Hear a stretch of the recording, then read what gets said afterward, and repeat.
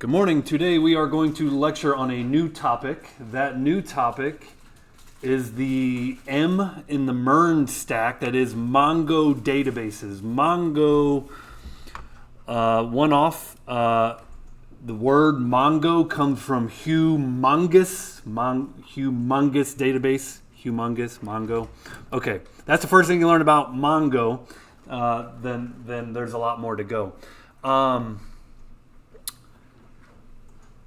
This lecture has a lot of different objectives, of which one objective, I'm going to fast forward, and we are going to install some MongoDB software. So I'm going to kind of start everyone off doing the exercise of installing MongoDB software. So if you kind of go to mongodb.com and you can kind of follow these examples, we are going to install some tools. And so as you go to mongodb.com, why don't we go ahead and register for an account? Now, that's probably the try free button. Of course, that's going to take you to the registration page. Okay. So let's go ahead and do that as I'm talking. Or actually, we'll just start with the registration and give you a minute, and then we'll get into the software installs. One thing to keep in mind, this password is one you will need to authenticate with regular basis, right? So if you use a password manager, you just need to access this password, as we're going to be logging into Mongo Atlas, which is their cloud software. So the point is, don't forget your password, okay? Put a password that you're not going to forget. So as you're registering here, I hopped over to a student stream.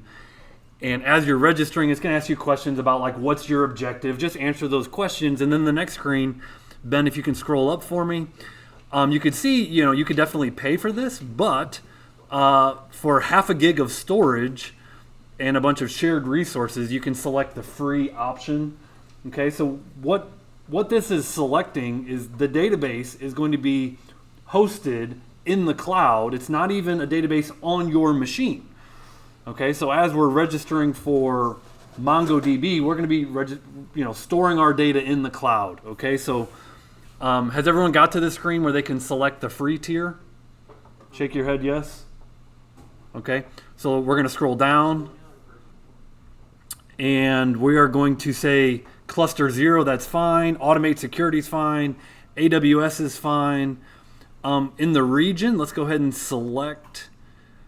What are we closest to? Are we closer to Oregon or North Virginia? Probably North Virginia, sure. Okay, now hold on. Don't worry about the tags. You just leave those blank. It says it's optional. Now scroll down. Is that the end? That's the end. Okay, let's create deployment. Okay, let's select the traffic lights. We'll get into what this is all doing. Okay, now connect to the cluster. You could see Ben's username, and obviously don't show your password. This is his database user's credentials. Now, hold on. The first user will have Atlas admin permissions. Now, Ben, you changed your name. Why are you changing your name? Is that... You didn't want me to? Well, what is that? This was just part of my email. I got a chunk of my email. So okay. What makes it nice not to is you're going to authenticate with your same, like to log into mongodb.com is the same database account, right? It's the same username and password for the website as it is to connect to your database. Now go ahead and click on copy, so you copy your password. And Ben, I would put that password somewhere secure, like maybe off screen. Yeah, I got put on my notes in my phone. Yeah, put it on your notes in your phone. Go ahead and click that green create database user.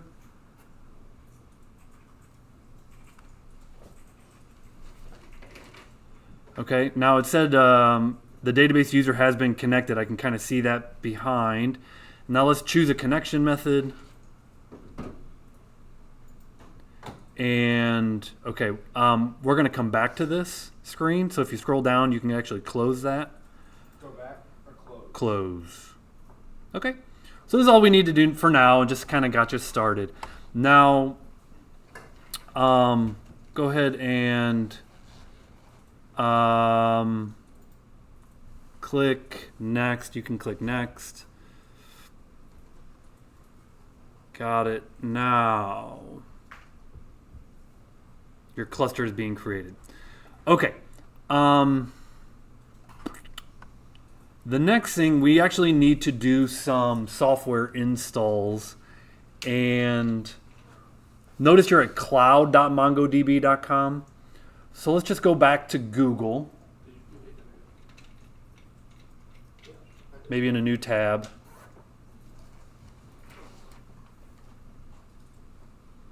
And search for Mongo Atlas. Mongo Atlas. I'm sorry, Mongo Atlas is what we're looking for is Mongo Compass. Mongo Compass.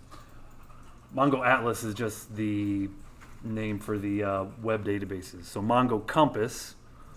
And so, that's not it. Scroll down. That's a sponsored.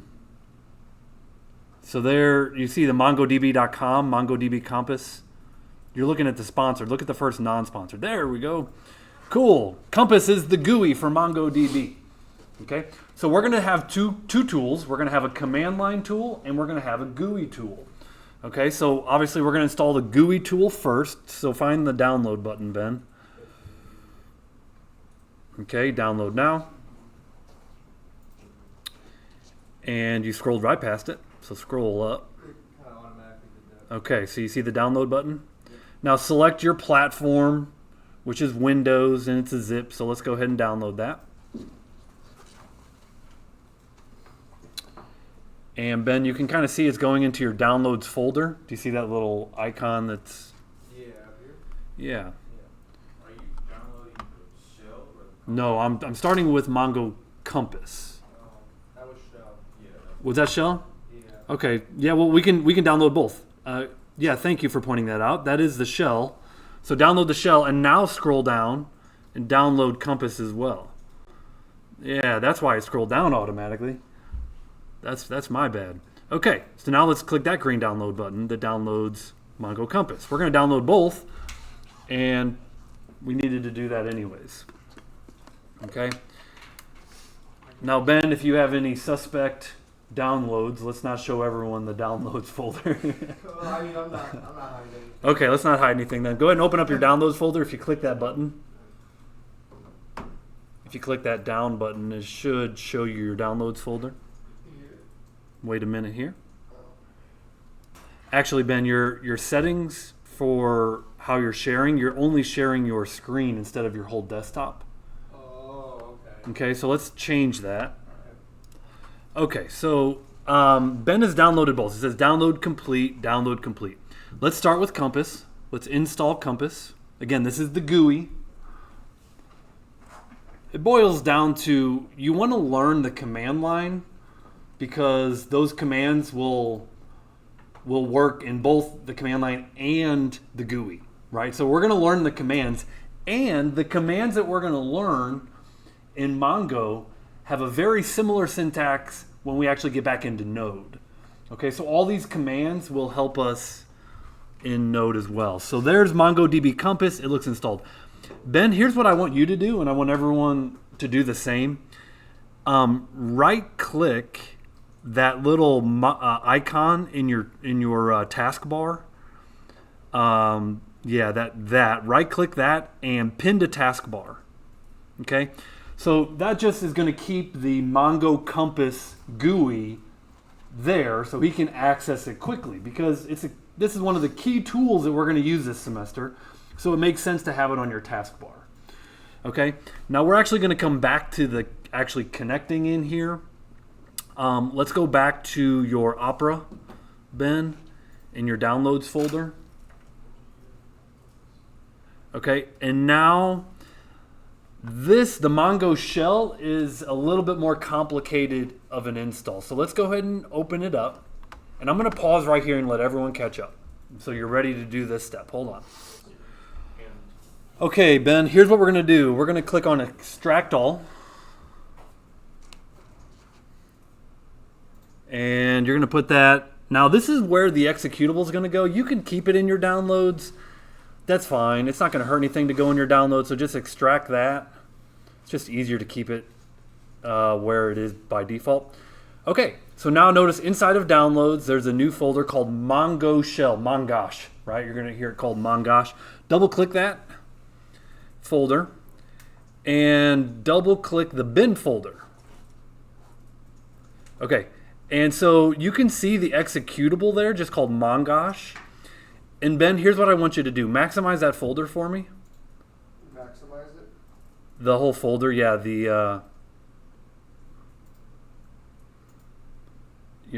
Click X here for me.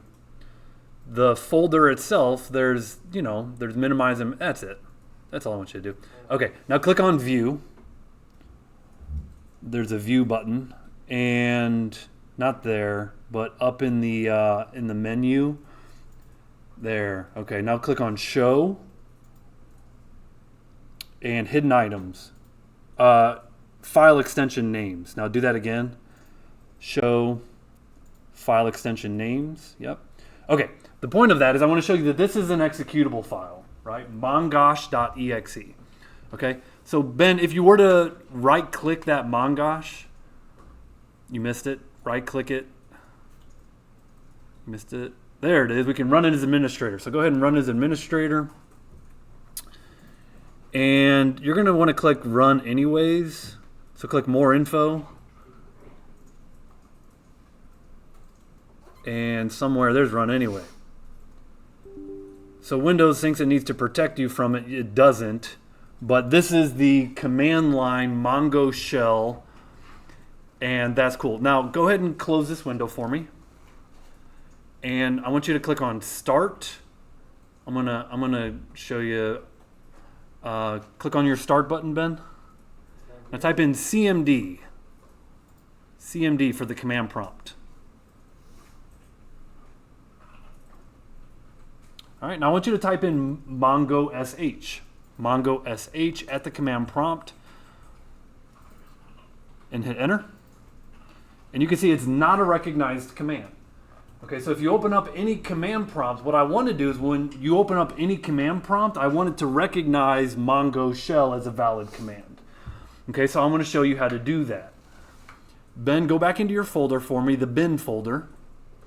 Now up at the top, right next to the word bin, Wait, I'm trying to figure out where that was. you're in the right folder. So just, no, stay put. Okay. Do you see the word bin in your URL? Yeah, up there. Put your mouse to the right of that and double click right there. In the search bin or? In the box next to the In the box next to the word bin. Okay. You see how that revealed the full path? Yeah. Copy that full path.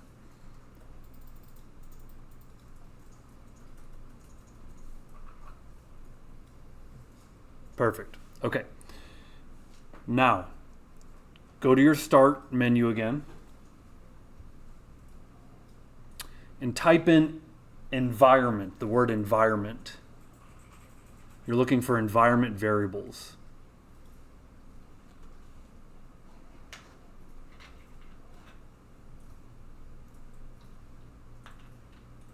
Because you had a typo, it performed a web search instead. So go back to your Start. Type in environment, ENVI. Okay, see where it says edit system environment variables? Click on that. You see the button that says environment variables? Click on that. Okay, now, do you see where it says up top, it says user variables, and then it says system variables.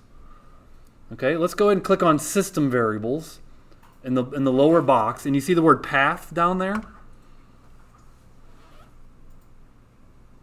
See the word path? Yep. Let's click that and click edit. Okay, what we're going to do now is click the new button. It's not letting us open that. Clickable for us. Okay, and now that we click new, I just want you to paste that full path. And before you click OK, put one more backslash on that path. See, bin, I want you to have the word bin and then a backslash at the end of the word bin. That's it. Now click OK. Perfect. Click OK again. Perfect. OK again. Awesome. Now, go ahead and close your command prompt in that's running. Close that. Open up a new command prompt. Start CMD.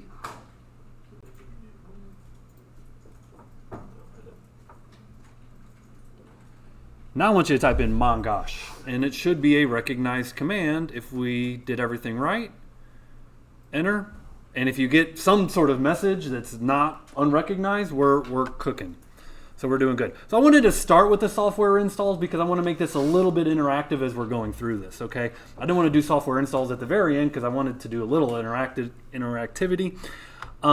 Ben, so now that you can run that at the command prompt, you don't necessarily need to pin it. If you wanted to, go ahead and close the command prompt. If you wanted to, go ahead and double-click mongosh exe right here. And see, it just shows me a command prompt. Sometimes there's a different icon. Notice the circle icon, that's compass. Compass is the circle icon. Mongosh is typically a square icon. You could pin mongosh. Just like you pin that compass, go ahead and right-click in the tray on the command prompt window. Right-click it and pin it to the taskbar, just like you did the other one. In the system tray at the bottom. Like down here? Yeah. See the command prompt window down there? Yeah. Right-click that and pin to the taskbar. Okay, now you can close it and it should stay in your taskbar. Okay, and if you open it up again, now you should be able to open it from there. Okay, that's just a command prompt window. Okay, that doesn't really do exactly what I want, but that's okay.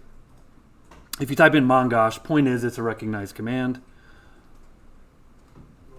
Sure, one more time. Let's just verify. Mongosh is recognized. Thank you, Ben, for working through that with me. I know that's not always an example. You can stop your screen share, and I'm going to go back to my PowerPoint.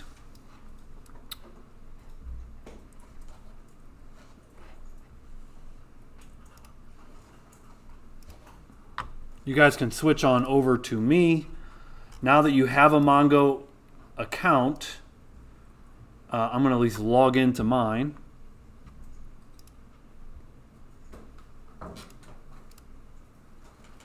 And we're going to get started on this lecture.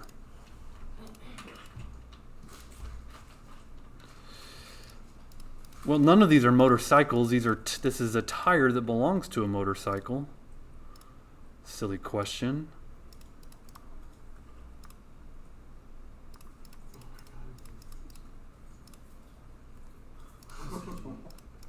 Yes, sir. Can you come look at my environment? Okay, as I'm logging in, eventually we're going to get into the lecture. I'm just going to, I start off with a good resource. If you guys, are active on YouTube as I am, there is a MongoDB channel on YouTube. I would recommend following them. If I get into what are we going to cover today, it's all about MongoDB. Now, when it comes to databases, there's different kinds of databases. And so, hand up, question or stretching? Oh, sorry. Yeah, no, it's all good. This is just an opportunity to talk about technology stacks, right? And so a technology stack is a group of related technology that plays nice together. So in the JavaScript world, anything that's kind of JavaScript based, there's a lot of technologies that are JavaScript based and they play nice together. right? So there are these JavaScript technology stacks there, mean and mern, right? And so the only difference there is what is the front end technology. You could have Angular on the front end or React on the front end. Other than that, it's Express, Node, and Mongo. And then they're the same technology stacks. Okay, there's the LAMP technology stack. This is, as it's described, a classic, right? Classic meaning old open source technology stack. Things like WordPress, which a lot of websites have been built on WordPress, are built on top of the LAMP technology stack. And so, as a developer, you just kind of learn one technology stack, learn a couple technology stacks. You figure out, you develop an opinion, what you like, what you don't like.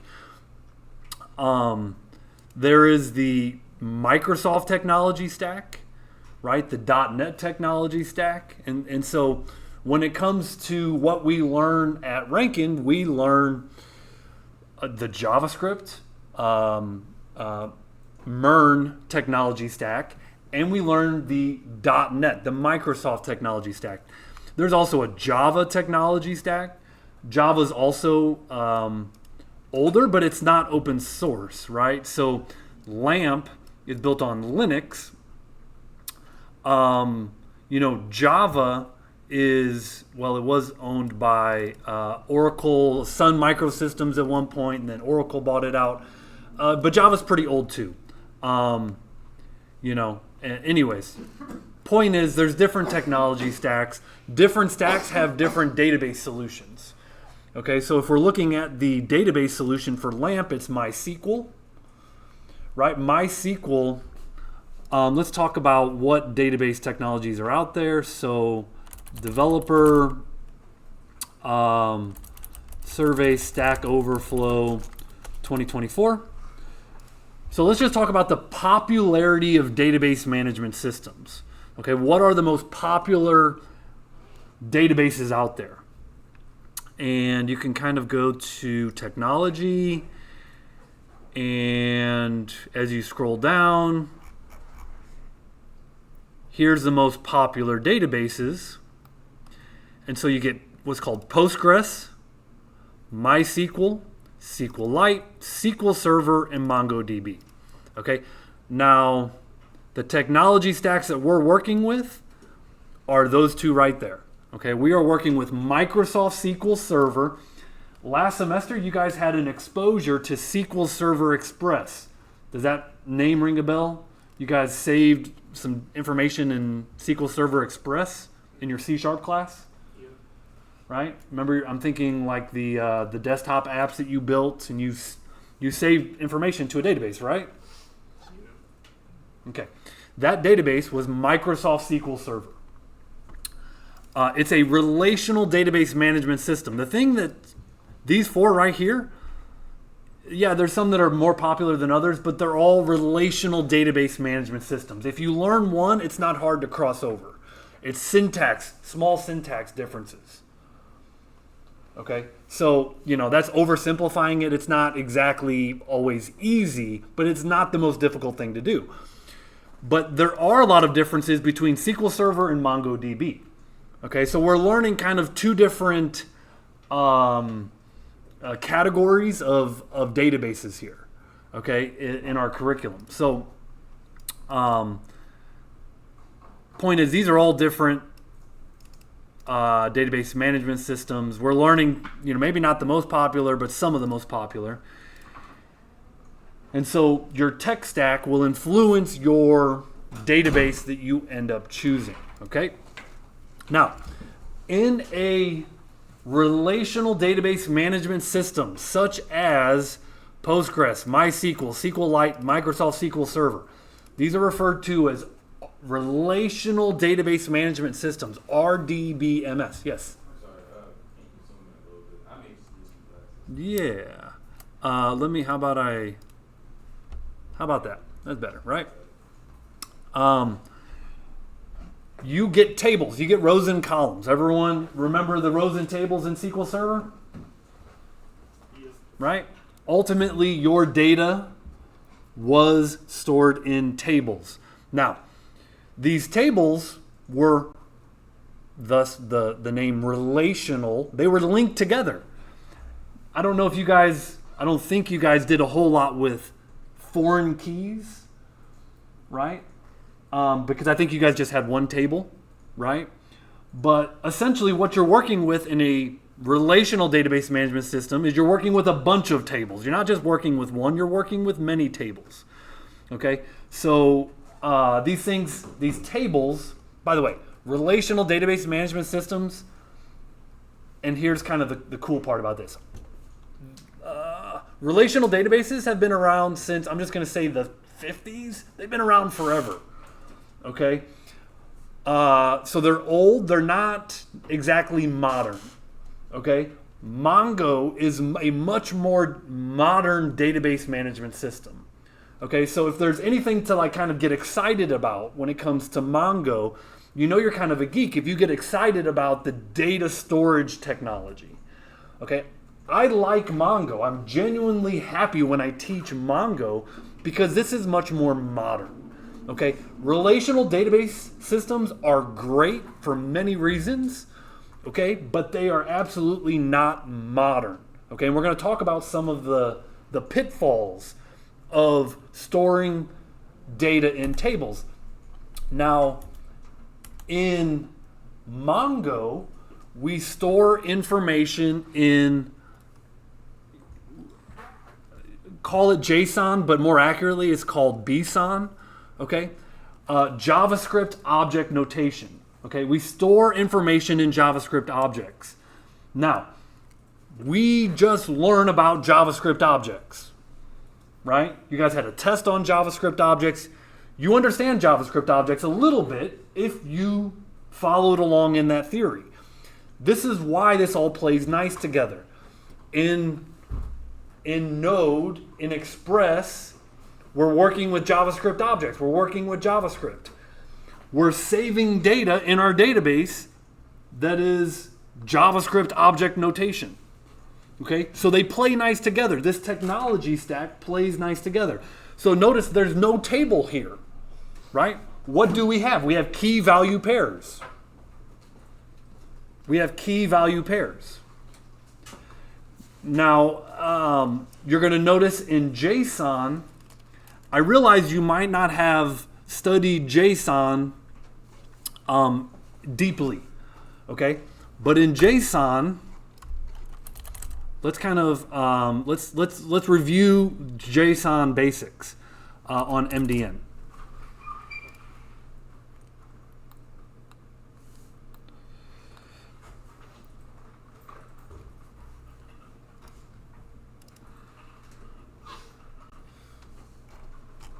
I don't know if this is a good... Okay, JavaScript and JSON differences. JSON is not exactly equal to a JavaScript object. Okay, that's the first thing, everyone, if you're hearing me right now.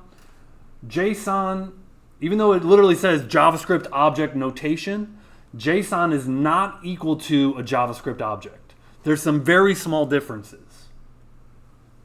Okay.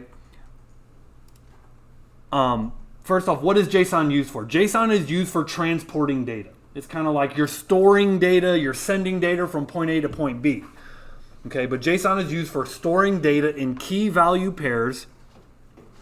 And in JSON, in true JSON, the properties must be double quoted strings. Okay, so when I look at this slide, look at our properties. Our properties are double quoted strings in true JSON. Okay, so that's just one thing to realize. Another difference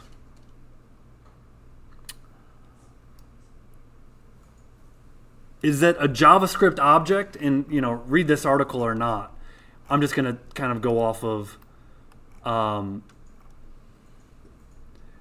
Notice in JSON there are no methods. We just learned that objects can have methods associated with them, right? But there are no methods in JSON. JSON is just data, right? So if I'm kind of like thinking of JSON in the big picture, number one, it's for data. You're storing data. Number two, all the properties property value pairs. Those together are called keys. When you have a key, it's a property value pair separated by a colon and then a semicolon. What is that symbol? A comma. Good morning. So, and there's no methods, okay, in JSON, and that's really what JSON is. Now, let's talk about data types, okay? We have the ID key, which is a unique identifier, colon, and then a value that's a string. Okay, so when it comes to data types, like this key value pair, you could have a string. Product price is an int. You can have integer data types. You can have doubles. You could have arrays. Notice this items property is an array of objects. And you can have sub objects, or we'll call them sub documents. Okay, so when it comes to data types, we can have it's all the normal data types. We can have strings, we can have Boolean, we could have integers, we can have doubles, we can have arrays, or we can have objects. Like those are our data types. Why then is this considered better than this? Okay, and that's what we're going to talk about now. NoSQL, the first term as you're learning Mongo, you learn that Mongo is considered a NoSQL. It's a terrible name. NoSQL is a terrible name because it causes confusion. What that actually stands for is not only SQL. See this word right here? Not only SQL. Terrible name. What it really means, what NoSQL really means is we're not using relational tables. Okay? So not only SQL. SQL stands for Structured Query Language. Do you guys remember SQL? Select star from orders. Where order dot total is greater than $5,000. That's structured query language. You can use structured query language in Mongo. So the word NoSQL is a terrible name. It contradicts itself. You can use SQL in a NoSQL database such as Mongo, but the no is not only, N-O, not N-O only, not only SQL. Okay? Again, it really means, what NoSQL really means is we're not using relational tables. And if you're upset about that, I'm going to tell you why. JSON, again, we call it JSON. It's really binary JavaScript object notation. It's really BSON is what Mongo really uses, but nonetheless, it looks just like JSON. Except, you know the difference between BSON and JSON? One difference is that our properties don't have to be quoted. Okay, nonetheless, we know what NoSQL is. We know it's a terrible name. We know that they can store data differently than relational databases. Okay, NoSQL is newer. Okay, NoSQL birthed in the late 2000s, right? Many of you were probably birthed in the late 2000s, so I don't know the exact, 2007, 2008. It doesn't really matter. It's been around for 15 years, something like this. It's a much newer technology. Relational databases have been around, like I said, probably since the 50s, I'm gonna guess. Been around a long time. Relational databases were created to solve a problem. Okay, and if you're looking at my screen, what you're looking at is the cost of data storage per megabyte over time. So look in the 1960s, how much it cost, about $6,000 per megabyte of storage. Right? Pretty expensive to store data in the 1960s. Okay? This picture right here, I don't know if you guys have ever seen a picture of an old school computer, but computers used to be the size of this room. Computers in the early days were huge. They were absolutely huge. Here, and you can see that. That is a spinning hard drive that you are looking at. It's as big as the person. Okay? So, as you all know, computers have gotten cheaper over time. Okay? And now, data storage is a fraction of a penny, 0.000002 per megabyte in the early 2010s. Okay? So what problem did they have in the 1960s when relational databases were created? Well, data storage was expensive, right? So if there was a customer, think about storing your name 2 times. That's a costly thing. Storing repetitive information, that's no bueno. Like, that's no good, right? So you think about, hey, I'm going to place an order. Every time you place an order, are you going to save the person's name over and over and over and over again? What if Ben had 100 orders? You going to store Ben's name 100 times? I don't know why, Ben, you're right there. You're easy for me to call on today. Okay? Sorry about that. Yeah, that's all right. All right? You're going to store Ben's name 100 times? No, you're going to store Ben's name once. You're going to store Ben's name in the customers table, and then you're just going to relate it to an orders table. So there's separate orders. And that way we're only storing Ben's name one time. And if we go to update Ben's name, maybe his middle name changed, and you go to update Ben, you just have to update that one record. You don't have to update 100 records storing Ben's name. So in the old days, data was expensive. We did not want to store data repetitively. That was the benefit of relational tables. Today, the problem, the arithmetic has changed. The math has changed. Data is no longer expensive. What's expensive today? Well, developers. We are expensive. Developers are the most expensive piece to develop software, right? If you don't know that, well, look up developer salaries. Developers are way more expensive than storage. So we just really want to develop a tool that developers can develop quickly with, because their time is costly. Okay? And so another benefit of working with JavaScript objects is that they're very flexible. Everything about working with JavaScript is more flexible than C#. Okay? Remember, C# is a strictly typed language.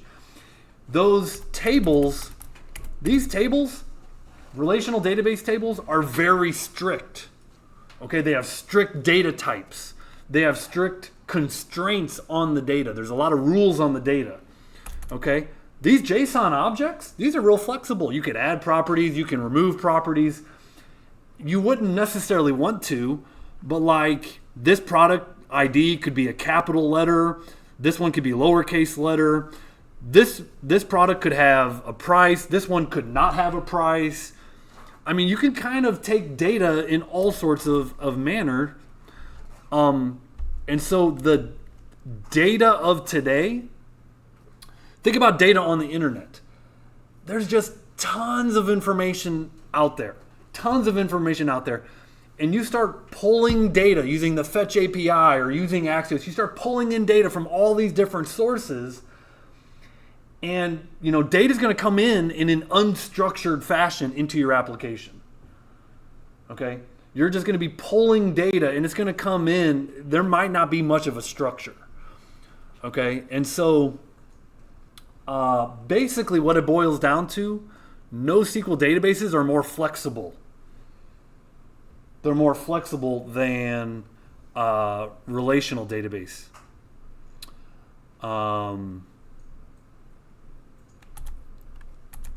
There's the unstructured data. It says, as storage costs rapidly decrease, the amount of data applications needed to store and query increased. This data came in all sizes, structured, semi-structured, polymorphic, meaning it could just change. The structure of the data can change. And defining the schema in advance became nearly impossible. Like knowing the type of data coming in became nearly impossible.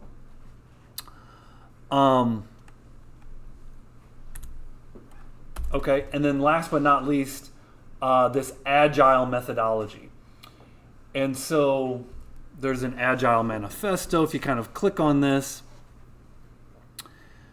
agile development. This is if this is the first time you're hearing of it, you need to hear of agile software development. Okay, this is the methodology of the industry.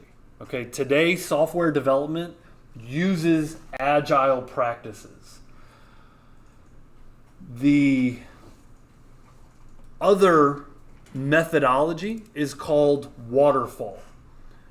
So what waterfall was a way of developing software where you would gather requirements. You would kind of gather requirements first, step 1. Then you would prototype, step 2. Then you would build an application, test 3. Then you would test it, step 4. Then you would deploy it, step 5. Then you would start back over with bugs and patches, step 1, step 2, step 3, step 4, step 5, step 6. So waterfall, as its name implies, there's a series of steps to build software. And waterfall means you just go one step at a time down through the process. Agile does not care about just starting at the top and working its way through. Agile methodology is a more modern way of building software development that plays nice with Mongo. So the Agile Manifesto states we are uncovering better ways of developing software by doing it and helping others do it. Through this work, we have come to value individuals and interactions over processes and tools, working software over comprehensive documentation. This reminds me of like old video games used to come with a manual, right? I don't know if you guys ever remember like playing old video games and they would come with a big thick manual. I remember. Yeah. And so the software in the past was so well built and so well documented that every video game came with a big thick manual to read the instructions of the manual. Customer collaboration over contract negotiation, responding to change over following a plan. And so again, if I were to kind of highlight the big differences between waterfall and agile, waterfall was a very slow, meticulous way of building software. Agile was quick and nimble. You would iterate and improve. Very much what you guys see today. Get the software up. It's buggy. It's full of problems. Talk to the customer. Iterate, improve. Get it out there, fast. Iterate and improve. So, it says that is while there is value on the items on the right, we value the items on the left more. Okay, and so, nonetheless, kind of going back here, in Agile, they were recognizing the need to rapidly adapt to changing requirements. You ever built something for someone and they say, oh, I want the background to be green. And then you build it for them and they say, no, I meant to say I want it to be red. No, I meant it to be, I want to try this instead. The one constant in this world is change, okay? And customers will change their mind. And so that was really hard to do in a waterfall approach. It was slow to build software. Agile is much more nimble. It's much more flexible. Because Mongo is more flexible, generally speaking, NoSQL databases work better with Agile methodology because they're more flexible. Okay, relational databases. Again, this is not Mongo. Relational databases were designed for a world where hardware was expensive. Software engineers were cheaper than hardware. Software engineers were seasoned employees of the company. Let's talk about that. Do software engineers tend to stay in one job, or do they tend to job hop more days nowadays? They tend to job hop. Yeah, they can continue to learn. When you go work for a new company, you have a huge learning curve. When you hit that huge learning curve, guess what your value as an engineer goes? It goes up. You hit it, and then what happens over time? You work for the same company over time. What happens to that learning curve? It plateaus. As software developers, you always want to be learning, right? You don't want to plateau your knowledge. So what do? You go work for a new company. You stay with the company for 1 to 3 years, 2 to 3 years. Your learning plateaus. You go to company B, you get a 50% raise instead of a 10% raise or a 5% raise, right? Then your learning spikes again. Your value spikes again because you're learning more. So it's a reality of this world that software engineers tend to job hop. The internet did not exist. Again, the internet's crazy. The internet's wild. You're getting data in all sorts of formats across the internet. Okay, hard drives were slow, they were expensive, and business requirements didn't change that often. But we just got done saying business requirements today, they change all the time. All right, today's databases need to handle thousands and millions of concurrent users.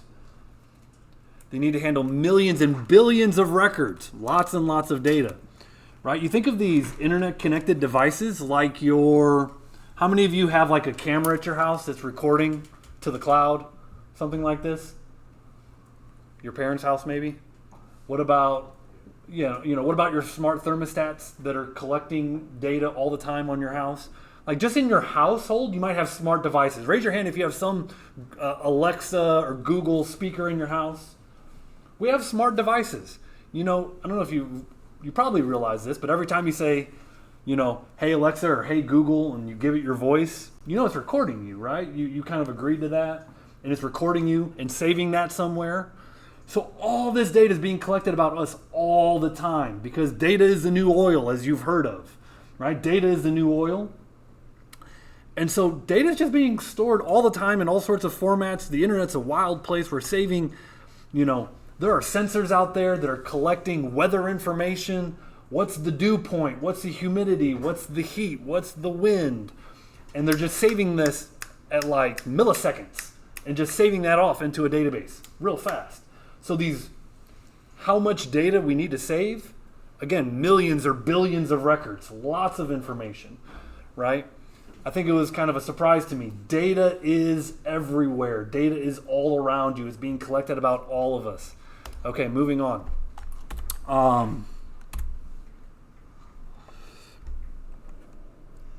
So the other day we talked about auto-incrementing primary keys. One thing to learn about MongoDB is that our object IDs. Object IDs are randomly generated for every new record. You guys are going to see this pretty quick. Okay, so we do not have auto-incrementing IDs, and we talked about why. It's kind of a security thing. It's not best to know that, if there's customer number 1,000, that this company has 1,000 customers. Okay, if your check number is check number 1, I can guess that there's a check number 2, right? If I'm going to try and steal your checkbook, right, and I can guess your check number, that's not a good thing. So GUIDs, global unique identifiers, are the default in Mongo. Okay, so auto-incrementing is not a good thing. Relational databases, when you start having multiple tables, the reality is to put the data in is one thing, and then to pull the data out, let me ask a question. Let's see who knows the answer. If I have data in multiple tables that I'm trying to extract data from both of these tables that are linked, what's the SQL keyword that'll kind of put these two tables together? Join. Yeah, someone said it, right? So joins are how we pull data back together when they're stored in relational databases. And joins are not fun. If you've never written joins, they're not the easiest thing in the world. I think everyone here has written them before. You've written joins? Yeah. Good. Last year. I will say though, I still don't know the reason why we have a left-right standard join. Exactly, because yeah, you have to kind of use that Venn diagram to begin to understand Yeah. it. But I feel like just using joins just gets the job done every time anyway. It Yeah. Usually. can in many times, but there might be certain requirements where you do need them. But the point is, you don't have to do joins. All right. Here's the golden rule in Mongo, right? And I've seen a lot of stuff here. The golden rule in Mongo is that data that is accessed together is stored together. All right. Data that'll be a test question, I promise. Data that is accessed together is stored together, meaning if you need to pull out a customer's record, it's saved together. All that information's in one place. There's no need to join. Okay? So the golden rule in Mongo, data that is accessed together is stored together. There's no joins. Let me refrain. There are joins, but they're how would I say this? It's not always the case that you need joins because of the golden rule. Okay, there may be cases where you need joins in Mongo. And kind of going back to relational databases, they do not allow nested documents and arrays. There is a term here that every piece of data in a relational database stores a single value. What is the term I'm thinking of? One second.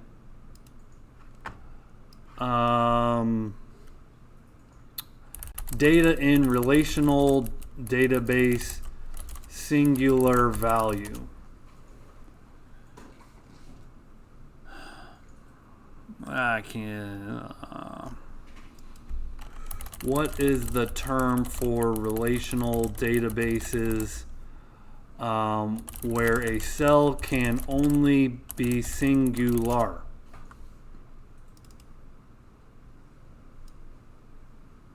In relational databases, all data values must be atomic. Atomic, which means each cell can only contain a single fact. This still doesn't relate to it. Regardless, you can't have subdocuments and you can't have arrays.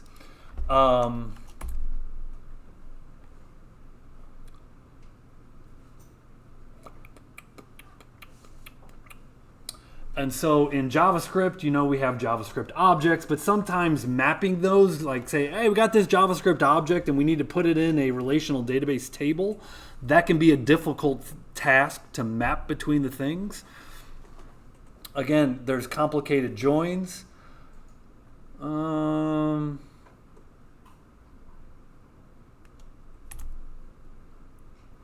And then we have tools like Entity Framework that's referred to as an object relational mapper. ORMs help us do this mapping, right, to relate our objects into our tables. But ORMs come with their own costs. So they kind of, what's the cost of using an ORM? It's kind of a layer in between the developer and having to actually write SQL. So a lot of times when you use an ORM, you're not as close to writing the code yourself, the database code that is. And they can have performance problems. So again, if you're not writing your own SQL, you're not writing your own code, that can tend to be a problem.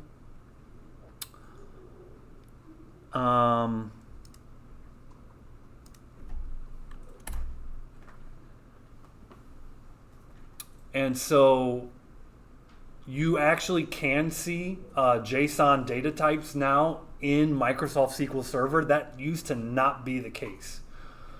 Okay, so some databases have actually added, now this slide should be updated, by adding JSON data types. So SQL Server does have a JSON data type. That used to not be the case. But querying this data requires a specialized syntax. It's not often fully supported. Okay. So in the end, and this is my opinion slide, in the end, relational databases are not optimized for today's applications. And so, you know, they were built a long time ago for problems of yesterday. Relational databases cannot handle more than a few thousand concurrent users. We kind of talked about, you know, locking the tables when you're accessing information in a table. You lock it. So it's a major struggle just to handle 100 concurrent users. Relational databases are not optimized for a distributed database server. Distributed meaning what? You're replicating your data across multiple servers, and then you have to synchronize your data across those servers. So synchronization imposes major bottlenecks and generally limits you to 3 servers. And relational databases are not optimized for unstructured and nested data. Many don't even support it. And so there's a lot of benefits to using MongoDB. Why don't we go ahead and take a quick break? We're going to talk more about MongoDB. All right, as we resume, we're going to talk about some terms. I'm also going to have you guys just do a little bit of coding, right? We're going to actually open up Mongo shell or compass and work with our first queries, our first Mongo queries. So for this example, I'll use MongoDB Compass. It's the GUI. It's the easier way to get started. Go ahead and open up Mongo Compass. And you can kind of see here, I've got some local hosts already saved. You don't have anything saved, but I do. Once you do this once, you can save your connection, right? And if you connect, right, this kind of gets me in. And I've already done this, but obviously you haven't. So I'm going to disconnect. And you guys are going to have this new connection button. You guys all with me? Let's click on new connection. So yours might have looked a little different than mine, but you had add new connection. Okay, so now if you have add new connection, all right, URI, and you can point at a local database. We're not going to do that. We're going to work with our cloud database. So you're going to need to go back to the MongoDB website. And if you go back to the MongoDB website, you can kind of, I'm going to have to click around here. I'm currently on projects, but let me click on, and this is not, so let's click on main. And I have to figure out how to, you guys got to find this screen right here where it says overview. Are you guys at that screen? Yeah. Is that kind of like your default screen? Yeah, Okay, cool. where we were at every time now. Well, the obvious button that we're trying to do is we're trying to connect. We're trying to connect to our cluster. So let's click on connect. And we're trying to access your data through Compass. So click on Compass. And click on the I have MongoDB Compass installed. So there's a green button here. And you're going to notice the connection string. Now the one thing to point out is that everything, including these angle brackets that say DB password, well, guess what we're going to do? We're going to delete that and we're going to type in your password. So let's go ahead and click on this copy button. We're going to throw that back into here. And see, again, we're deleting everything, including the angle brackets, the less than and the greater than symbol. Okay? Now, I've got my password that I'm going to paste off screen.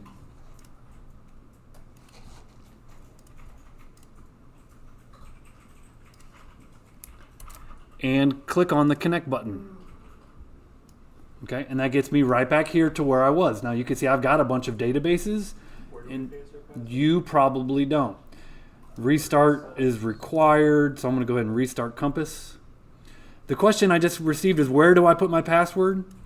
Right where I highlighted this, you're going to delete all of that, including the less than and greater than symbol.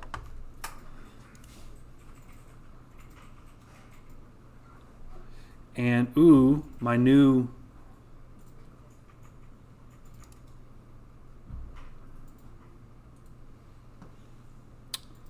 This interface looks a little shinier. Got a new shiny interface. Okay, so I'm gonna come around and make sure everyone can go ahead and get connected. Now, some people at this point are struggling with their username and password. Okay, if that's you, you may need to reset your password. To reset your password, under this on the website, under security, network access, let's see, database access. Here's your username under database access. We're going to click on edit and edit password. Okay, so if you are not authenticating properly, there might be, the question is like, what are the okay characters? Like, you know, maybe there's a character that you can't have, like an @ symbol or something like this. But the point is, you got to get in. This is your username and your password. I can't do this for you, unless you know, well, I guess I could reset your password. But you need to know your own username and password. All right, good deal. Everyone's now connected into Compass. One more thing while you're on the website, check this out. Under network access, this is the IP address that you're currently at. So what does this mean? So Rankin has a router, and on that router there's a public-facing IP address. And so when you're at Rankin, you're on Rankin's router, and there's a public-facing IP address. It's this one right here or something similar. You guys probably have something similar on yours, 47 whatever.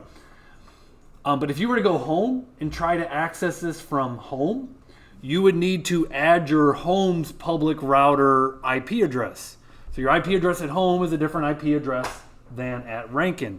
So just FYI, if you're using your laptop at home and all of a sudden you can't connect to your Atlas connection, to your database, you need to add your home's IP address. If you just want to like open this wide open, like this is not for production, right? This is just a learning database.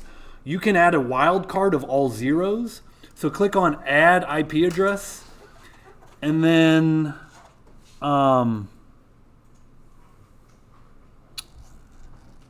and you can add all zeros, 00000, something like this, /0 I think is, and confirm that, and that will Access from anywhere button. Yeah, that's what you need. You need the access from anywhere button. Where's that at? It's not on. I didn't notice it on yours. I already have access from anywhere. Okay, so you guys do. You guys have an access from anywhere. And that automatically puts in the 0. You know, if I'm in your shoes, I'm probably doing it. You determine your own comfort level, but I'm probably allowing access from anywhere just because this is not a production database. You know, if someone hacks your learning environment, you know, worse things can happen. You make a new account and you move on. Okay? And it says status is active. Can you make that inactive somehow? Yeah, you can. Yeah, you can definitely edit it and inactivate it. The next thing. So we've got database access. This is our username and password that we said. Network access is important. Let's install. Go ahead and click on database, and we're gonna install sample databases. And so, do you guys see here on cluster 0? I've got this ellipsis button, and it says load sample dataset. Okay, let's go ahead and have you guys click that load sample dataset, because we're going to be operating with all of those collections. So if I click on browse collections, I've already loaded this, and so here I've got like sample mflix. This is a database called, well, it's called sample mflix, and it's got all these different movies and collections and all this kind of stuff. Okay, so I'll have you guys load that sample data set, and then once you do that, again, you're kind of back here. If you click on browse collections and you've installed the sample data set, you should have like sample Airbnb, sample mflix, and the like. So as it turns out, the sample data set was already installed, and you guys all have sample mflix. If you click on browse collections, then that's good. Okay. Let's go back into Mongo Compass.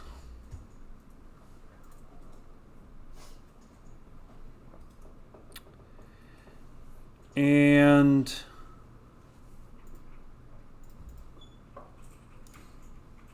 next to my cluster, let's see if I expand that. Okay. Next to my cluster, if I click this, this is a new open MongoDB shell. Okay, I'm going to open MongoDB shell. And you can see here, we're going to the command line terminal. And the first command is show DBS. Show DBS. So again, the terminal is if you just click this little icon right here, open MongoDB shell. This should bring up Mongosh, which is the command line. And show databases. These are the databases. You could see I've got my issue tracker. I've got something called Passport, Retro Amazon, Sample Airbnb. I've got one called Admin. Okay, CLS clears the screen. Okay, so again, show DBs. You guys don't have all these, but you should have at least sample mflix at this point.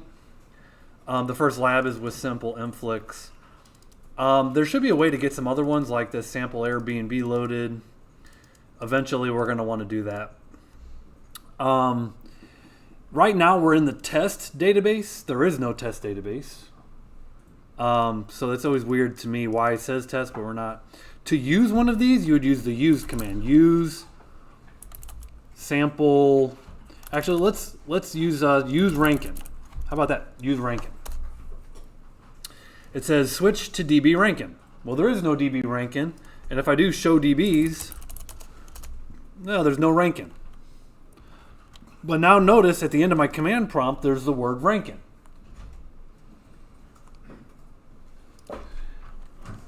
And so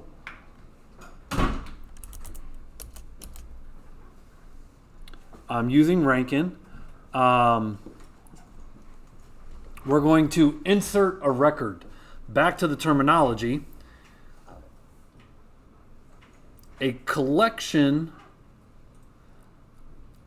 is, well, I guess, this goes from like smallest. Our key and values are called fields and properties. So whatever, more terms. Key value pairs. Every object is surrounded by curly braces. A bunch of objects together make a collection. A bunch of collections make a database, right? So a bunch of keys and values together form the object. A bunch of objects together make the collection. A bunch of collections make the database. So all that. db.insert one, and so db means use the Rankin database. This is a method of which we're going to put an object in. Now this is the name Evan, so I'm going to insert one document. I'm going to put my name in it. And my problem is it's the Rankin database, but I need db dot, let's add this to a teacher collection, teachers, insert, we gotta specify your database name dot collection name. Collection name is your tables. Insert one.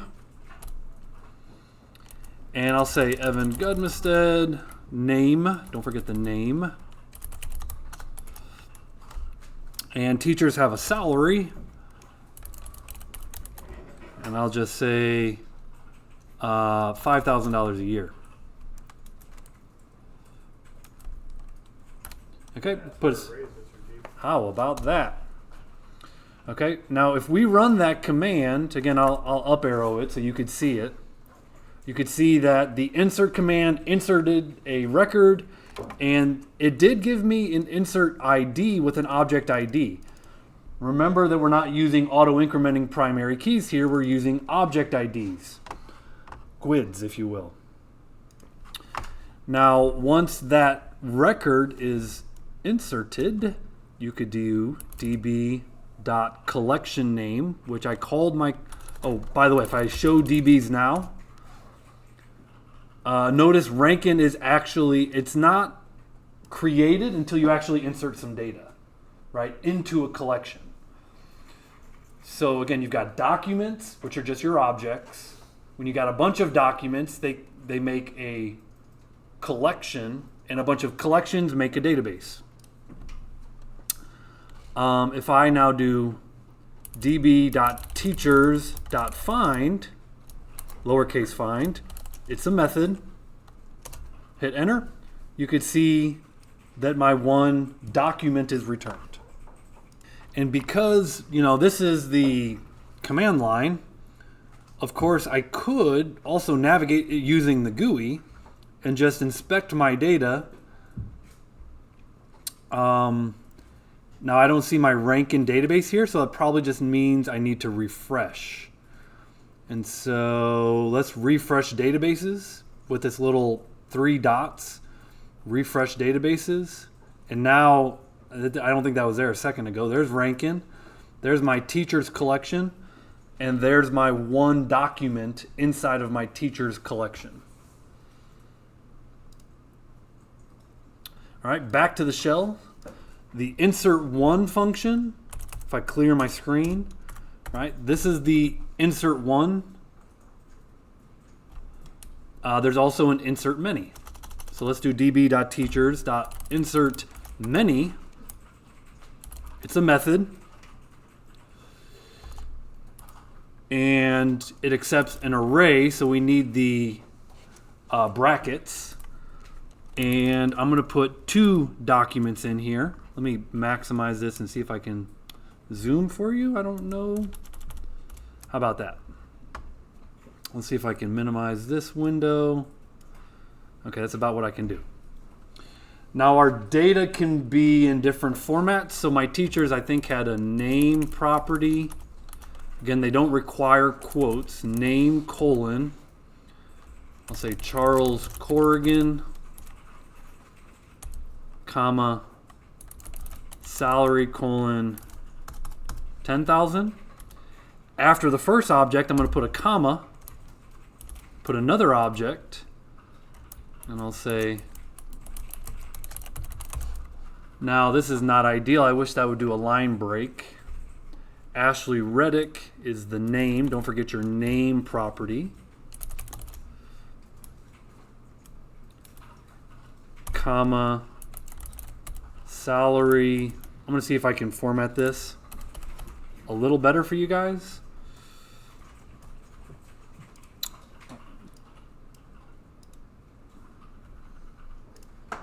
Oh, how do I hide this window? Go away, Compass.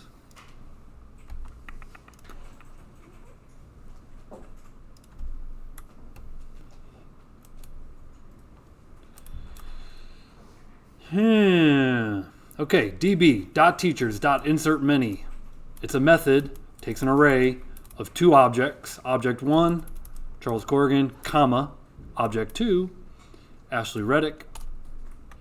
Okay, I hit enter. Oh, there's the command. There, that's nice and clean. You can see acknowledged is true with 2 insert IDs. Clear the screen. And if I now db teachers find, I get my 3 documents back. And let me put that command back up on the screen. You can line break with the shift. I can line break with shift enter? Yeah. Oh, thank you. Shift enter. Oh, thank you. And does that still work? I would imagine. Okay. It's you don't do this twice, but if I do that, I hit enter, I'm putting in 2 more objects that did work. Shift enter did a line break for me. There we go. And it did still work. Okay, again, so kind of clearing the screen out. I'm going to have a few extra records than you do, but I'll do a find. if I do db.teachers.find,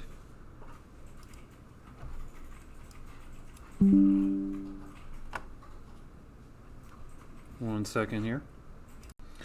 Okay, so what I wanted to do is kind of pick up where we left off. And if you guys were following along, we created a collection.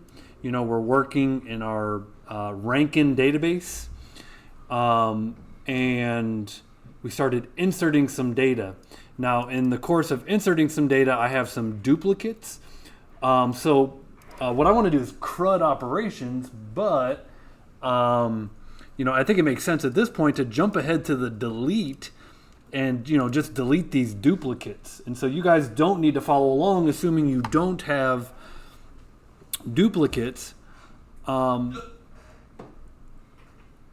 There is a syntax for deleting. And so what I'll do is I'm going to copy the object ID of, for example, this Ashley Reddick. So I'm just going to highlight that. And if I right click,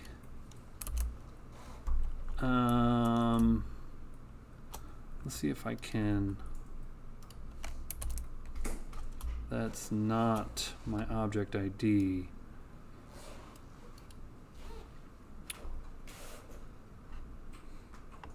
So I might have to manually type this out. So you might have to bear with me. Control C does it. Yeah, good morning. So let's highlight Control C.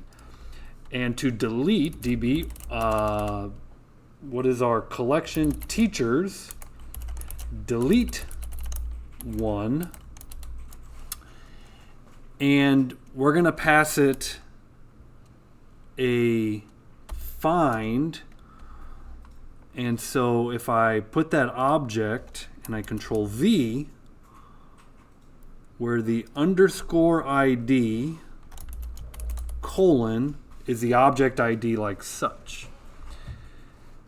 And so that is our delete one. And you can see delete acknowledged of true. Now if I do a find, that last Ashley Reddick is no longer there. So I'll go ahead and copy the next object and replace that object ID. Objective here is just doing CRUD operations. And I've demonstrated insert. I've demonstrated delete. Insert one and delete one are our methods. Let me paste that. Clear the screen, got a lot going on. So let's just do a find. Okay, now I'm back to Evan Gudmestead and Charles Corrigan. The update command, well, there's insert one, there's delete one. You might guess there's an update one. So db dot teachers. And by the way, so here's kind of the syntax. Update one. You apply a filter, then you apply the update. So the filter is kind of the search, like what is the user that you're searching for, and then you apply the update. So if we can kind of see here, there's a set. Let's see. We don't need aggregate pipelines. We'll get to that.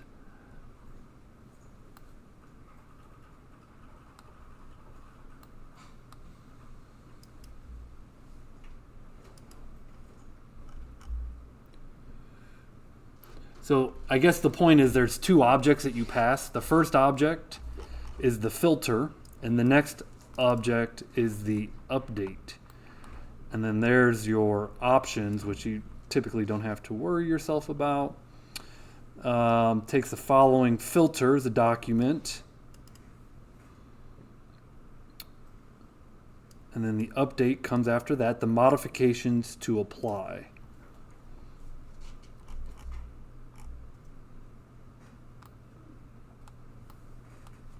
Okay, so let's do dot update 1. Okay, and there's going to be 2 objects. The first one's a filter. The next object, get my cursor right, comma. The next object is the update. So I'm going to update my user. So Control C. So this is the user that we're updating. And I want to update the salary to 15,000. Got a raise.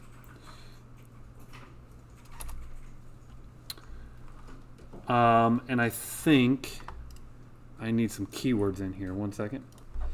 So I'm going to update my command, and what I forgot was this $set. And that comes inside of an object. Sorry for my syntax mistakes. Let me fix it real quick. I think there's a second object here. There we go.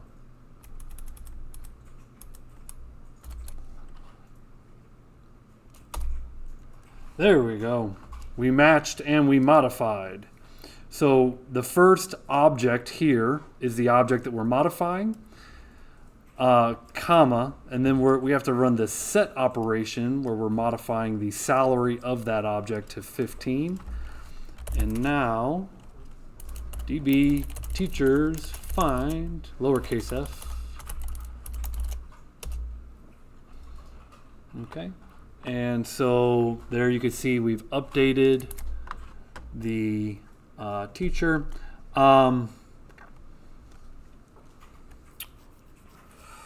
What else can we do? Well, we can perform a find by passing some arguments here. So if I just want to find just one, kind of already demonstrated how to search by name. How do you clear the thing again? Clear the screen with CLS. Clear the screen. We can also do a sort. We can sort by salary. And again, a sort is a method, so let's put a method parentheses.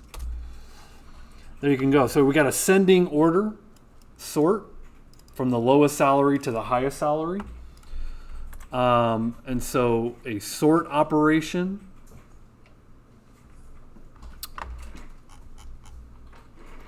so we've created, we have read, we've updated and deleted.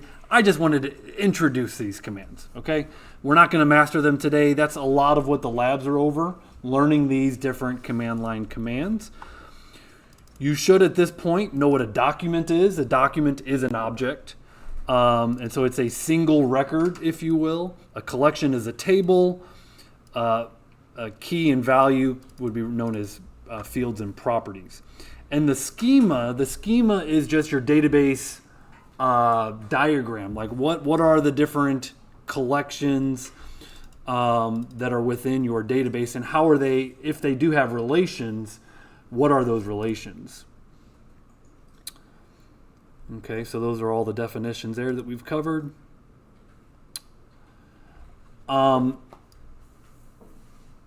When it comes to having required fields in Mongo, all the fields are referred to as optional. So again, this is the flexibility, and that would be considered a good thing. If you have required fields, you might use front-end validation. You might use back-end validation, being at the application tier. And so you kind of see here, you can validate data that's a required field still on the front end and in the middle tier and the application tier, just as we've been doing, right, with Node. So you can still validate your data in other places, but just not at the database tier. You guys remember the term primary key from last semester? Remember that primary key uniquely identifies a record. And so like auto incrementing primary keys, but here we're using object IDs. And so in MongoDB, we're using object IDs as our primary keys. All of your objects will have a unique primary key. As it turns out, there's a non-zero chance. It's a very, very, very, very, very, very, very, I mean, astronomically low chance that two object IDs can be generated to be the same. It's like 0.00000000001, but it is possible. Just not likely. It's just not going to happen. Okay? Like you're going to win the lottery twice before that happens. Yeah. Side question. And it probably doesn't matter. I'm sure it doesn't. But how is the object ID generated? Like, is it nano ID or is it the Yeah, something similar to that. I mean, there's software that'll generate random strings and random characters. So someone somewhere along the way wrote a method that has a random string of numbers and characters. But, you know, and we will learn, because right now when we inserted our data, oh, by the way, salary of 1, the opposite of this is salary of -1 if you want to sort in descending order. Forgot to show that. We'll learn how to generate our own object IDs. Right now, just when we inserted an object, it generated one for us. We will also learn how to generate our own because that will be valuable along the way. This is just with the seed data. Yeah, we're gonna learn. Yeah, it's a method. You call the method.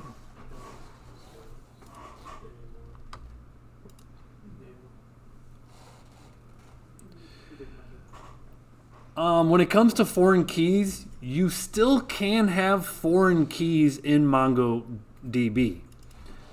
And so you can have a field to store a primary key of another document. That's the definition of a foreign key. But there's just no way to enforce it. There's no way to enforce that that's a valid foreign key. In a relational database, if you try to add a customer ID that doesn't exist on like an orders table, it won't let you do that. So it forces that. Yeah.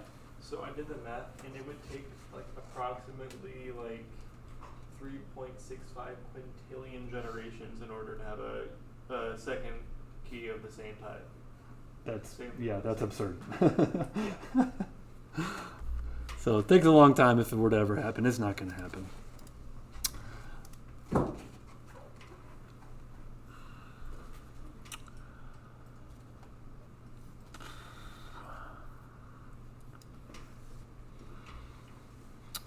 What is a unique constraint? Before we get into how you add unique constraints, a primary key is essentially a unique constraint. You're forcing uniqueness within that record.